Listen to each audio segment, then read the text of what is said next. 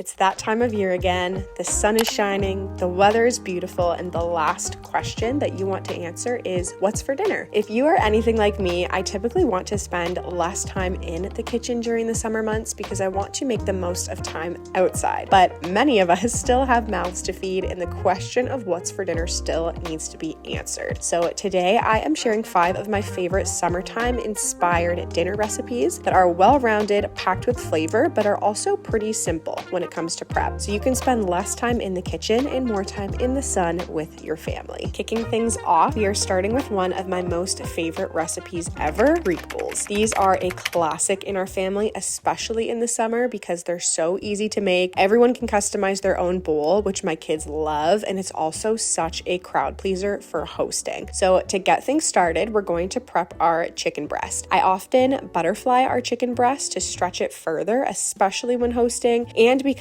I love the way that a marinade soaks into a cut that's a bit thinner. And we are going to be making a Greek-inspired marinade that I like to put on the chicken at least 30 minutes before I cook it. So bonus points if you can remember to do this the night before or even a couple of hours before, because the longer it sits, the juicier and more flavorful the chicken will become. But at least 30 minutes, you're good to go. So to make the marinade, I usually use some olive oil, some lemon juice, some salt, some dry dill, a lemon and herb seasoning, oregano, and garlic powder. I don't have exact measurements. I kind of just measure with my heart here, but I give that a good mix either in a bowl with the chicken or directly in a Ziploc bag that I'm going to have the chicken marinating in the fridge, and then just let that sit for as long as you are able to. Next up, we are making rice. Not to toot my own horn, but I have perfected the art of making fluffy, soft white rice, and the process that I use is a guarantee every time. No rice cooker necessary. So my rice of choice is basmati, and outside of wild or brown rice, I cook basmati for our rice-based dishes almost exclusively. I found that the perfect ratio for it is a little bit less than 2 cups per 1 cup of rice, and I mean like 2 cups of water. And by a little, I also mean like 425 milliliters versus 500. But if I'm making 2 cups of rice, I will use just shy of 4 cups of water. The next key in the process is boiling the water and the rice together. So instead of waiting for the rolling boil, you want to toss the rice in with the water first and let them come to a boil together. At that stage, I'll also add a little bit of butter and some salt for flavor. And once it's in that rolling boil, I will turn down the heat to medium-low and I will prop the lid just slightly to allow some steam to come out. Set a timer for 12 minutes, and when you come back, I promise that you will have the perfect basmati rice. While the rice is cooking, I start getting my toppings for the bowls ready. My personal favorites for this are cucumber, and that's what I will usually chop the most of just to fill the bowls out with some green. And then I will also do cherry tomatoes for a little bit of sweet acidity, some kalamata olives for some saltiness, and then some red onion for that peppery sweetness that makes Greek food so good. Now we're ready to cook our chicken. I love to do this on the grill, and it unlocked a whole new world of summertime recipes for me when my husband finally taught me how to do this last summer. You could totally cook the chicken breast on the stove top if you are not really interested in figuring out how to navigate the barbecue by yourself. All I do is grill on medium-high heat for approximately 5 minutes per side. Once the chicken is done, I let it rest for about 10 minutes or so, and while that is happening, we're going to be prepping a homemade tzatziki sauce. For the homemade tzatziki, this one's from Love and Lemons, and my whole family has agreed that it's way better than any store-bought tzatziki, so it's our new go-to. It's made with Greek yogurt, and I use 0% plain, so it's also packed with protein and fat-free. I use fresh lemon juice, some olive oil, garlic, grated cucumber, and fresh dill. And I just grate the cucumber right into the bowl to keep it super simple. Give that a really good mix and then serve with some extra pita bread for dipping, and you're ready to go.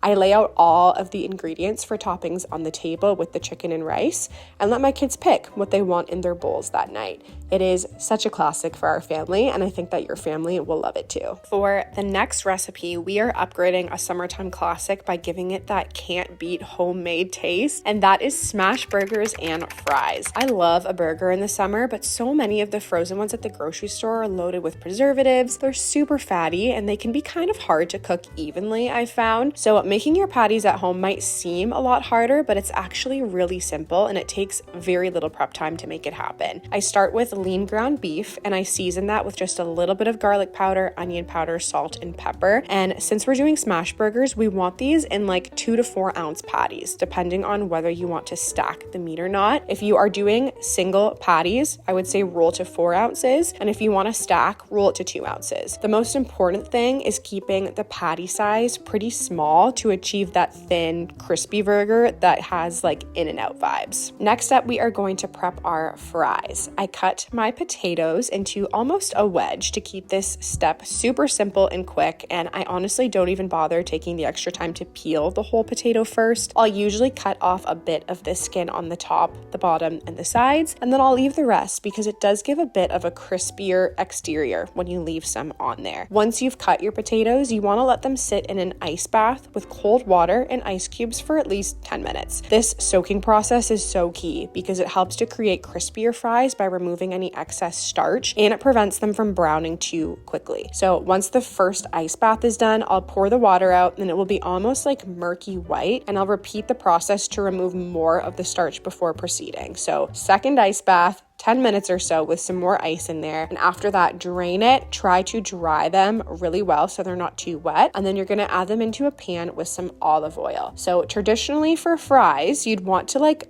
bathe them in a pan with canola or vegetable oil so they're like almost submerged. But I actually don't do it this way for 2 reasons. First, olive oil is a much healthier alternative, and not bathing them and actually just kind of having a layer of olive oil in them but not fully submerging can actually lead to crispier and less greasy fries. Second thing, I like to finish my fries in the oven on a baking sheet to make sure they're really soft in the middle and crispy on the outside. And I find that this double cooking method, while it does take that extra step, gives me better control of the crispiness of the fries. You might need to cook these in batches depending on the size of your pan, but when your fries are starting to get that crispy golden edge in the pan, I take them off, I will lay them flat with lots of space on a baking sheet, and I throw them into the oven at 400 for approximately 15 to 20 minutes to let them crisp up. To make my smash burgers, I use a tool that's specifically designed for smash burgers that my husband got for Christmas. I will put an Amazon link in the description box for that. If you don't have one, that's okay. You could use a metal spatula or even like a pot lid to get that beef really flat on your pan. I like to give it a really hard press that I will hold for like 10 to 15 seconds, and then I will lift the press carefully to avoid the meat falling apart. If you're finding that when you're lifting back up again after pressing that it's breaking, try parchment paper underneath for an easier release. I will flip once after 2 to 3 minutes, and then I will add some cheese to melt on the meat while it's still hot and cook for another 2 to 3 minutes before removing from the pan. While I'm cooking the patties, I also got to work on assembling a homemade dill dip for the French fries. I don't follow an exact recipe for this, but I will try to break it down for you guys in the description box. I usually will use a low-fat sour cream, and then I'll add in some garlic, some fresh dill, about like a teaspoon or so, and then some salt. That is really all that you need for an amazing dip that tastes so fresh and pairs really beautifully with these crispy fries. For burger toppings, I love to do the classics: fresh, crunchy lettuce, juicy tomatoes, pickles, and of course ketchup, mayo, mustard, and relish. Honestly, who needs fast food when you've got burgers and fries this good at home? Moving on to one of my family's most favorite recipes that I have been working on over the past year or so, and that is my mango chutney meatballs. Meatballs are such a comfort food that I often don't associate with summer, but making them with ground turkey and giving them that sweet mango chutney twist makes this a perfect recipe for a summer day, and it takes very little prep time. So to begin, we'll get started with our simple turkey meatballs. I use 1 pack of fresh ground turkey, about 1 pound, and then I'll use 1 egg and 1 cup of panko breadcrumbs. Next up, I'll add some fresh garlic minced right into that bowl. I'll add a tablespoon of ginger paste, some fish sauce. You could use soy sauce instead if that's what you have on hand, and it's like a teaspoon or so. And then a tablespoon of mango chutney. I get ours from the brand Pitax, which I just found at our local grocery store, but you might also be able to find this at a specialty store if you're not able to find it just at your regular grocery chain. Next, I do do a 1/4 cup of fresh basil and then some salt and pepper just to season that a little bit more. And I will preheat the oven to 400 and scoop the meatballs into 1-inch balls before placing on the baking sheet. I bake them for about 20 minutes or so, and then I will broil them on high for another 5 minutes to give them a bit of a crust. While that's happening, I work on the other elements of the recipe, the rice and the veg. We are doing basmati rice again for this dish, and of course we're following the exact same outline that I mentioned earlier to achieve that perfect fluffy rice in 12 minutes. And then for vegetables, we are going to be doing peppers for this dish, and I prepped these with my sweet little sous chef who loves to climb up into his learning tower and help me out while also sneaking some bites here and there. Our foldable learning tower is from Piccalio, and it's one of my favorite ways to include my kids in the kitchen. When they want to be a part of what I'm doing, they pop right up and they can safely participate in meal prep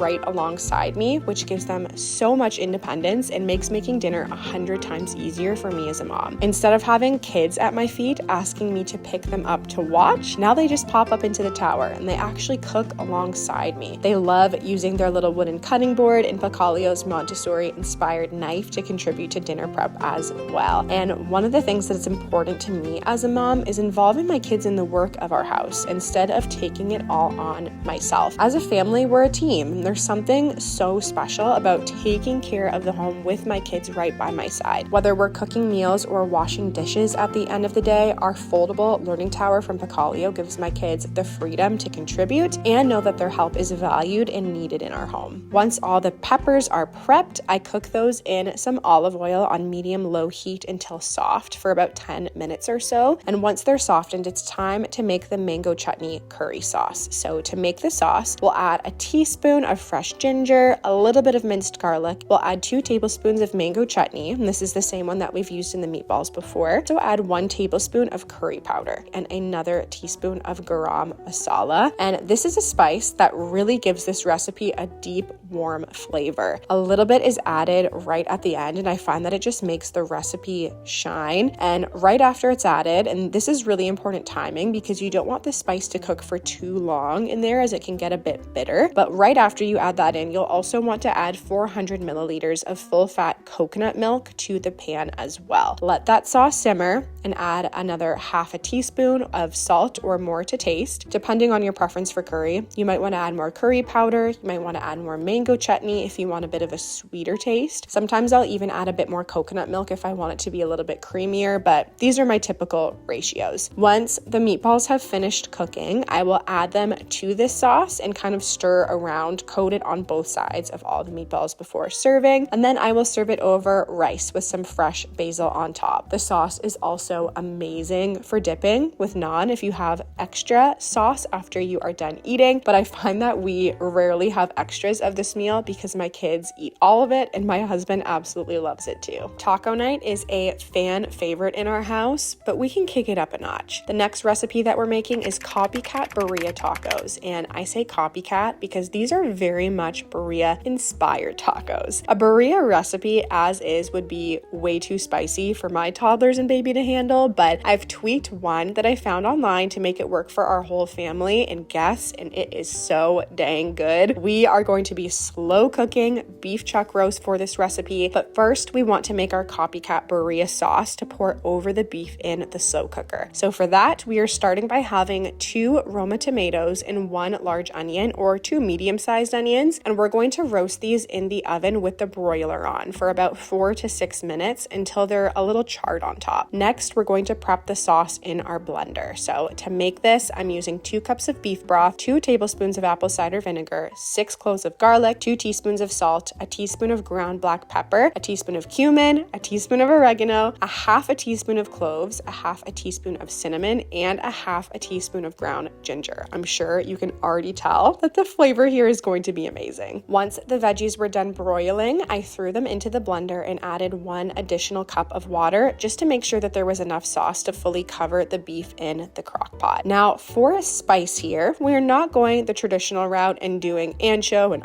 harbor chilies because that is just way too spicy for our kids. So instead, I did a half a tablespoon of chili garlic sauce, which is actually traditionally used in Asian dishes, but it does give this recipe for our family the right level of spice to make this something that I can serve to my kids without tears. I cut the beef into chunks and placed it into the slow cooker, then poured the birria sauce on top. I also added 3 bay leaves and then turned the slow cooker to high for 5 hours. The nice thing is that the rest of the prep for this meal doesn't require anything of you until it's actually time to eat, so it's pretty set it and forget it. Closer to dinner time, I prepped an incredibly flavorful Mexican street corn salad to go with the tacos. I got this recipe from a friend earlier this summer and it's so beyond good. You start by cutting corn directly off the cob and then roasting it right in a pan with some butter. You could also use frozen corn for this, but I love using corn when it's in season because it's so sweet when it comes right off the cob and you just can't beat that flavor. But you cook until the kernels have browned, then set aside in a large bowl. And for the salad, I opted to add in 2 tablespoons of low-fat sour cream, although this recipe does call for mayo traditionally, and then a half a cup of cotija cheese. I think that's how you pronounce it, but definitely do the work to find the cotija cheese because the flavor is distinct and it's really what makes the recipe here. I found it at a local grocery store and someone from the deli was able to direct me to it, so definitely worth going to find that. But then I also added 2 green onions, finely chopped, a 1/4 cup of fresh cilantro, some lime juice, a half a teaspoon of smoked paprika,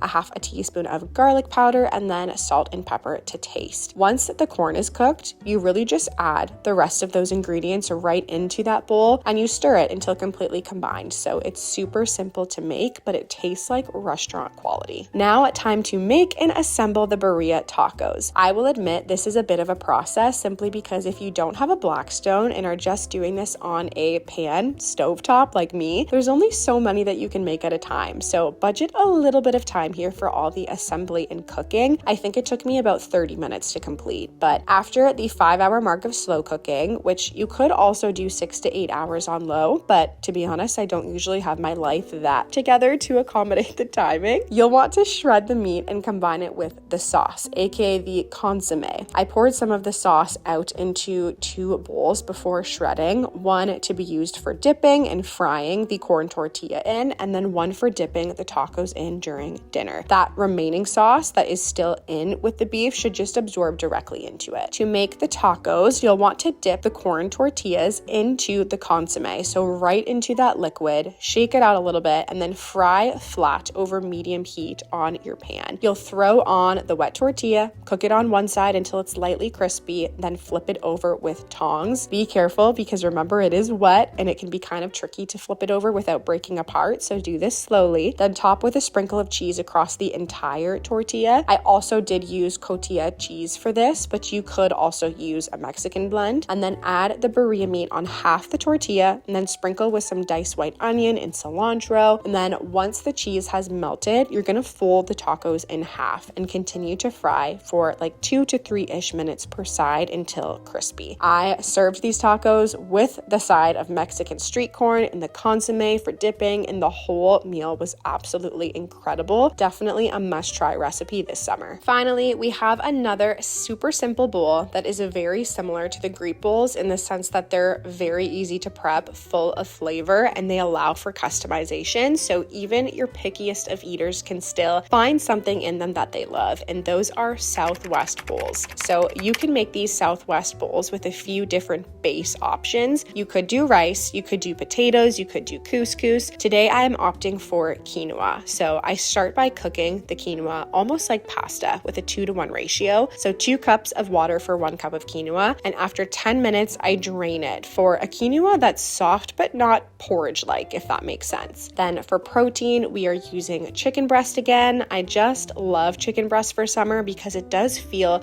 so light and it's easy to cook with a pretty small room for error. And for this recipe, having well-seasoned chicken is so key. You don't want to skip this step because the chicken is what adds so much flavor to the dish. I personally like to use a mixture of approximately 1 teaspoon of garlic powder, a teaspoon of onion powder, about a 1/4 teaspoon of chili powder, and then a 1/2 tablespoon of tahini. The tahini gives a a really nice chili lime flavor, and I use it for so many different recipes, so it is worth it to have it on hand. I will coat the chicken with some olive oil, and then I will add that seasoning and make sure the chicken breast is all covered in it. And for this chicken, I often do it on the grill, but for the sake of simplicity, I cooked it on the stovetop here on medium-high heat with olive oil for approximately 10 minutes total. When I'm pan frying chicken, I'll often flip around the 3-minute mark each time, and then let it sit on the heat for 1 more minute at the end, just to make sure that none of the sides get too dark. While the chicken is cooking, you can start prepping your toppings. For these bowls, I like to do diced beefsteak, tomato, corn, and black beans. And for the black beans, I usually use a low sodium can of beans, and I always start by rinsing away any excess liquid through a strainer in the sink. Once the water around the beans runs clear, put it in a shallow dish and bake at 350 for like 5 minutes or so until a few of the beans look like they're splitting open. You could use the beans directly from the can, but I find that baking enhances their flavor and texture, and it does also help with digestion. And then the next topping that I do is corn, and to make this extra simple, for this one I do often use frozen corn that I'll cook in a pan with a little bit of olive oil or butter to soften it up. And when that's cooked, I'll put all of my toppings and sauces out in bowls so that everyone can kind of customize and create their own. And the final topping that I'll add is avocado. So I'll slice it vertically, then horizontally, so you can get like little scoopable squares that work really well in a dish like this. And for sauces, I'll serve with sour cream and chipotle sauce, and often a little extra tahini as the finishing touch.